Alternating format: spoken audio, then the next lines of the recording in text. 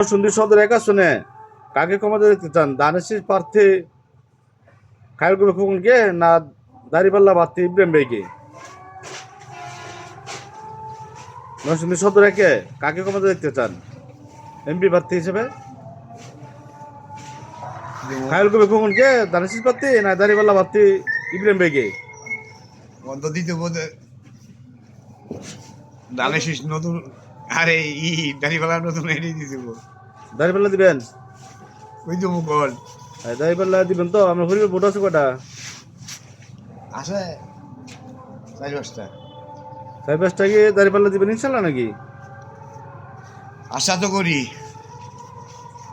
যদি টাকা লোকটা দেখা, যদি টাকা দেয় 10-20 হাজার টাকা দেয়, যদি ধানের ভোট দেওয়ার জন্য, তখন কি করবেন? আমার বাড়ি তো এলো ধানের শীষ আর না, যদি টাকা দেয় ভোট দেওয়ার জন্য ধানের তখন কি করবেন?